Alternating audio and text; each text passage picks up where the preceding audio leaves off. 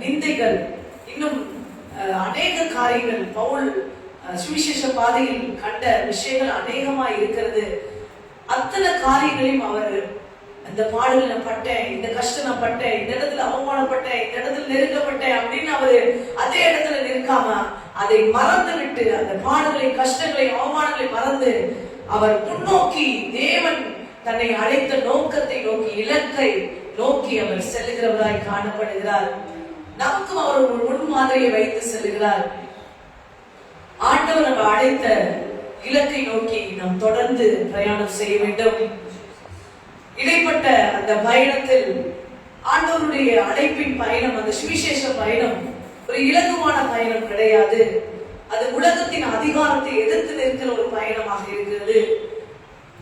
ஏனென்றால் தேவன் அழைத்தது பரம அழைப்பின் பந்தய பொருள். அப்படின்னா பரம அதிகாரத்தை இந்த உலகத்தில் கொண்டு வருவதற்காக, பரம ராஜ்யத்தை இந்த உலகத்துல கொண்டு வருவதற்காக தேவன் வந்து அரசாள வேண்டுகிற இடத்தை ஆயத்தம் பண்ணுகிற ஒரு வேலைக்காக தேவன் அழைத்திருக்கிறார். ஆமென், ஹல்லேலூயா.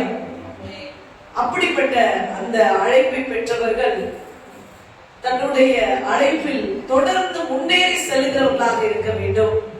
ஒரு நாளும் திரும்பி பார்க்கிறவர்களாக, பின்னோக்கி நிற்கிறவர்களாக இருக்கக்கூடாது என்பதை பவுல் இந்த அதிகாரத்தின் மூலம் நமக்கு தெளிவாக சொல்லுகிறார். ஆமென், ஹல்லேலூயா. பின்தொடர்வே, பின்தொடர்வே, பின்தொடர்வே இயேசுவை, பின்தொடர்வே, பின்தொடர்வே, பின்தொடர்வே இயேசுவை. வெற்றியோ தோல்வியோ, நிந்தையோ புகழ்ச்சியோ, பின்தொடர்வே இயேசுவை. வெற்றியோ தோல்வியோ, நிந்தையோ புகழ்ச்சியோ, பின்தொடர்வே இயேசுவை.